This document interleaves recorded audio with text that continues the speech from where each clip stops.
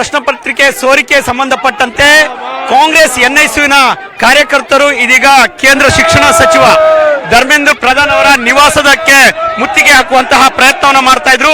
ಅದನ್ನ ದೆಹಲಿಯ ಪೊಲೀಸ್ ಹಾಗೂ ಕೇಂದ್ರ ಮೀಸಲು ಪಡೆ ಸೇರಿದಂತೆ ಬಹುತೇಕ ಎಲ್ಲರೂ ಕೂಡ ತಡೆಯುವಂತಹ ಪ್ರಯತ್ನವನ್ನು ಮಾಡ್ತಿರುವಂತಹ ದೃಶ್ಯಾವಳಿಗಳನ್ನು ತಾವಿಲ್ಲಿ ಗಮನಿಸಬೇಕಾಗುತ್ತೆ. ಮುಖ್ಯವಾಗಿ ಸೌತ್ ಅವೆನ್ಯೂ ಮಾರ್ಗ್ನಲ್ಲಿ ಇರುವಂತಹ ಕುಶಕ್ ರೋಡ್ ಮಾರ್ಗ್ನಲ್ಲಿ ಇರುವಂತಹ ಧರ್ಮೇಂದ್ರ ಪ್ರಧಾನ್ ಅವರ ನಿವಾಸಕ್ಕೆ ಮುತ್ತಿಗೆ ಹಾಕಿ ಪ್ರತಿಭಟನೆ ಮಾಡುವಂತಹ ಕೆಲಸಕ್ಕೆ ಎನ್ಐಸಿಯು ಕಾರ್ಯಕರ್ತರು ಮುಂದಾಗಿದ್ರು.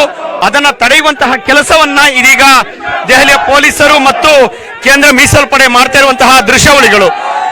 ಕೇಂದ್ರ ಸರ್ಕಾರಕ್ಕೆ ಧಿಕ್ಕಾರ, ಜೊತೆಗೆ ಧರ್ಮೇಂದ್ರ ಪ್ರಧಾನ್ ಮುರ್ದಾಬಾದ್ ಅನ್ನುವಂತಹ ಘೋಷಣೆಗಳನ್ನ ಎನ್ಐಸಿಯು ಕಾರ್ಯಕರ್ತರುಗಳಿಂದ ತಾವು ಇಲ್ಲಿ ಕೇಳುವುದಕ್ಕೆ ಸಾಧ್ಯವಿದೆ. ಮತ್ತೊಂದು ಕಡೆಗೆ ಪ್ರಶ್ನೆ ಪತ್ರಿಕೆಗಳು ಹೇಗೆ ಲೀಕೇಜ್ ಆಗಿದೆ ಅದರ ಬಗ್ಗೆ ಕೂಡ ಸೂಟ್ ಕೇಸ್ಗಳನ್ನ ಹಿಡಿದಿಟ್ಟುಕೊಂಡು ಅಣುಕು ಯಾತ್ರೆಯನ್ನ ಮಾಡುವಂತಹ ಪ್ರದರ್ಶನವನ್ನ ಮಾಡ್ತಿರುವಂತದ್ದು.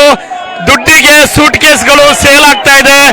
ಕೇಂದ್ರ ಸರ್ಕಾರ ತಕ್ಷಣವೇ ಎಚ್ಚೆತ್ತುಕೊಳ್ಬೇಕು. ಶಿಕ್ಷಣ ಸಚಿವರು ರಾಜೀನಾಮೆಯನ್ನು ಕೊಡಬೇಕು. ಪ್ರಧಾನಿ ನರೇಂದ್ರ ಮೋದಿ ರಾಜೀನಾಮೆ ಕೊಡಬೇಕು. ಈ ರೀತಿಯಾದಂತಹ ಒಂದು ಘೋಷಣೆಗಳನ್ನ ತಾವಿಲ್ಲಿ ಗಮನಿಸಬೇಕಾಗುತ್ತೆ. ನೀಟ್ ಒಂದು ಪರೀಕ್ಷೆ ರದ್ದಾದಂತಹ ಹಿನ್ನೆಲೆಯಿಂದಾಗಿ ಜೊತೆಗೆ ಮತ್ತೆ ಮರು ಪರೀಕ್ಷೆಗೂ ಕೂಡ ಜೂನ್ 21ರಂದು ಈಗಾಗಲೇ ದಿನಾಂಕ ನಿಗದಿ ಮಾಡಲಾಗಿದೆ.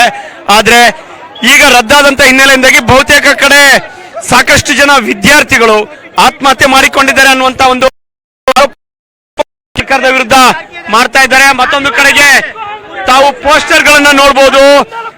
ಇಲ್ಲಿ ಮೋದಿ ಮತ್ತು ಧರ್ಮೇಂದ್ರ ಪ್ರಧಾನ್ ಇಬ್ಬರ ಭಾವಚಿತ್ರಗಳನ್ನ ಹಾಕಿ ಸೂಟ್ ಕೇಸ್ ಮುಖಾಂತರವಾಗಿ ಪ್ರಶ್ನೆ ಪತ್ರಿಕೆಗಳನ್ನ ಸೋರಿಕೆ ಮಾಡಲಾಗ್ತಾ ಇದೆ.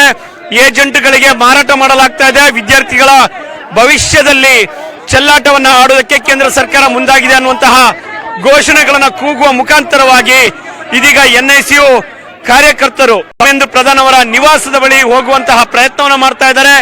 ಕುಶಕ್ ರೋಡ್ ಮತ್ತು ಸೌತ್ ಅವೆನ್ಯೂ ಎರಡೂ ಮಾರ್ಗಗಳು ಜಂಟಿಯಾಗುವಂತಹ ಮಧ್ಯದಲ್ಲಿ ಕೇಂದ್ರ ಶಿಕ್ಷಣ ಸಚಿವ ಧರ್ಮೇಂದ್ರ ಪ್ರಧಾನ್ ಅವರ ನಿವಾಸ ಇದೆ.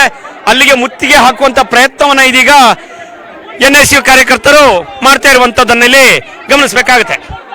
ನವದೆಹಲಿಯಿಂದ ರಾಕೇಶ್ ಜೊತೆ ಸಂತೋಷ್ ಹೊಸಳ್ಳಿ, ಪವರ್ ಟಿವಿ.